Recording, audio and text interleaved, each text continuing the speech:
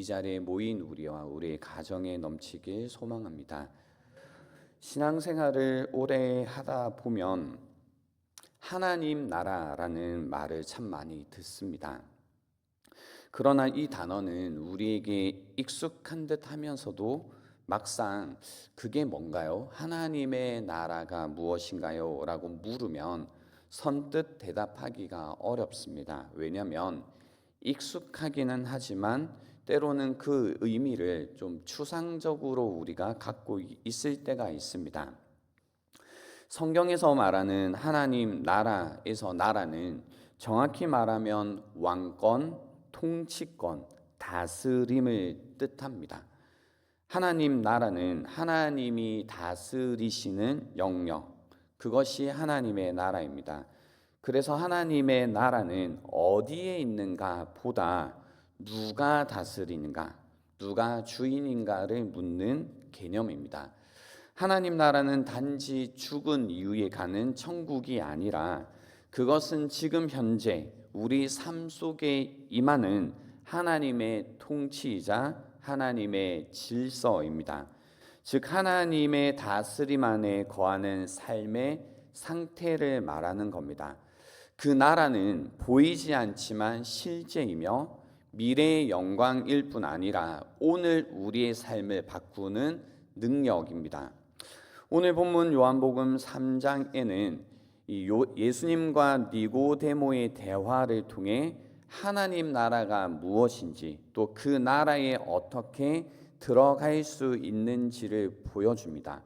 물론 요한복음에서는 요한복음 3장에서만 이 하나님의 나라라는 단어를 사용하고 이후로는 빛, 생명이라는 단어로 계속 대체되면서 등장하기는 합니다.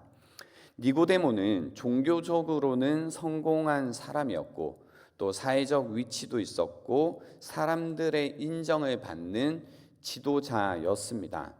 겉으로는 아무것도 부족하지 않은 사람처럼 보였다라는 겁니다. 조건이 좋았다라는 거죠. 그러나 그는 밤에 몰래 예수님을 찾아왔습니다. 왜 밤에 찾아왔을까? 여기 밤에라는 표현이 의미심장합니다. 밤의 어두움이죠. 외적인 어둠이 아니라 그의 내면의 어둠을 상징하고 있는 겁니다. 그의 마음 속에 뭔가 해결되지 않은 갈증이 있었던 겁니다. 하나님 나라를 아는 지식은 있었지만 그 나라가 자기 안에 실제로 임한 경험이 없었던 겁니다. 이것이야말로 어쩌면 우리 모두의 질문일 수 있습니다. 나는 교회를 다니고 있지만 하나님을 안다라고 말하지만 하나님의 나라를 살고 있는가? 하나님의 통치 가운데, 하나님의 다스림 가운데 내가 살아가고 있는가라는 이 질문이 우리에게도 있습니다. 예수님은 니고데모에게 이렇게 3절에서 말씀하십니다. 예수께서 대답하여 이르시되 진실로 진실로 내게 이르노니 사람이 거듭나지 아니하면 하나님의 나라를 볼 수 없느니라 라고 말씀하십니다. 거듭남이라고 하면 헬라어로는 게네덴 아노센이라고 합니다. 게네덴 아노센. 어려운 단어지만 말씀드린 이유가 있습니다. 게네덴 아노센이라고 하면 다시 태어난다라고 할 수도 있고, 예전에 담임 목사님이 이 본문을 통해 이제 설명해 주실 때 위로부터 태어남이라고도 말씀해 주셨습니다. 위로부터 태어남, 그 게네덴 아노센이라고 하면 두 가지 중요한 뜻을 우리가 좀 이해할 필요가 있습니다. 거꾸로 말씀을 드려서 아노센이라고 하면 다시 또는 위로부터라는 의미를 가지고 있습니다. 신약에서는 이 아노센이라는 단어가 주로 하늘로부터 위에서라는 의미로 사용되었습니다.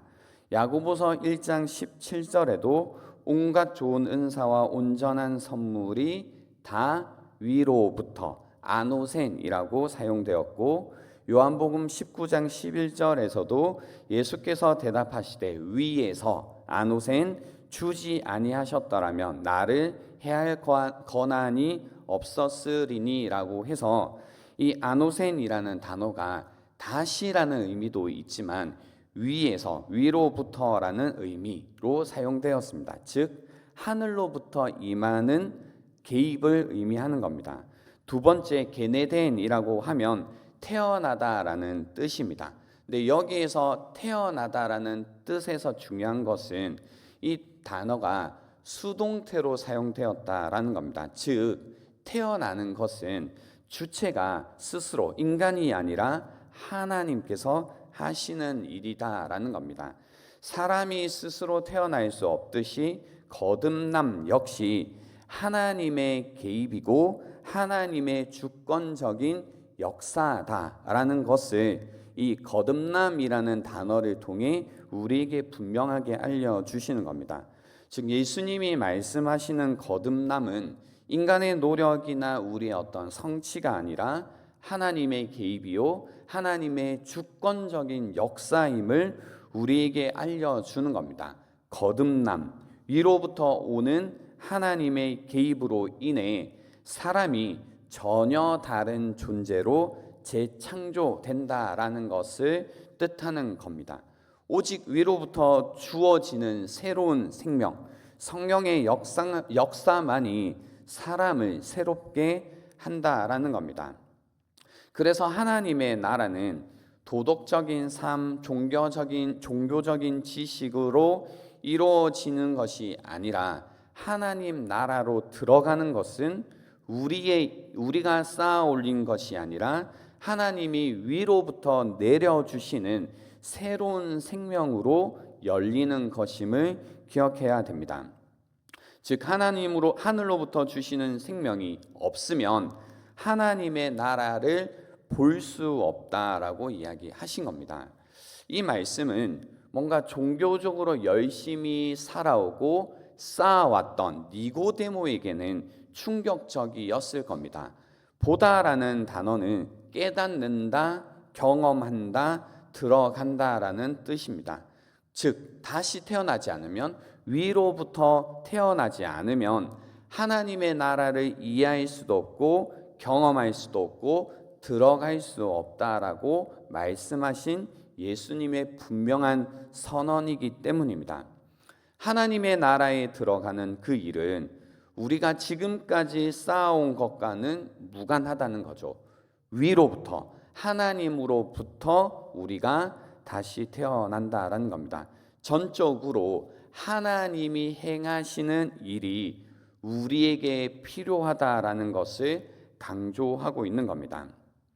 그런데 이 말씀을 니고데모는 오해합니다. 이 예수님의 말씀을 오해합니다.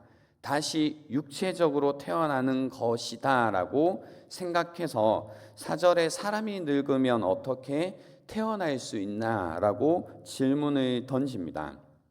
거듭남을 물리적인 출생으로 이해했던 겁니다. 이 질문은 단지 무지에서 나온 것이 아니라 자기의 방식 안에서 하나님의 일을 이해하려는 태도인 겁니다. 그래서 예수님은 단호하게 5절에서 이렇게 알려주시죠. 말씀하십니다. 예수께서 대답하시되 진실로 진실로 내게 이르노니 사람이 물과 성령으로 나지 아니하면 하나님의 나라에 들어갈 수 없느니라 라고 다시 한번 분명히 말씀해 주고 계십니다. 물은 우리가 잘 아시는 것처럼 회개를 통한 정결함을, 성령은 생명을 주시는 하나님의 능력을 의미합니다. 이 뜻은 에스겔 36장 25절, 26절에 나오는 말씀과 잘 연결되어서 우리에게 알려줍니다. 말씀 한번 보시겠습니다. 에스겔 36장 25절, 26절입니다. 맑은 물을 너희에게 뿌려서 너희로 정결하게 하되 곧 너희 모든 더러운 것에서와 모든 우상 숭배에서 너희를 정결하게 할 것이며 또 내가 또 새 영을 너희 속에 두고 새 마음을 너희에게 주되 너희 육신에서 굳은 마음을 제거하고 부드러운 마음을 줄 것이며 라고 말씀하셨습니다. 이 말씀에 보면 물과 새 영이 등장합니다. 물은 정결케 하는 회개를 상징하고 있습니다. 죄로부터 씻김 받는 하나님의 역사를 드러내는 거죠. 또 영은 생명과 능력을 주시는 하나님의 임재입니다.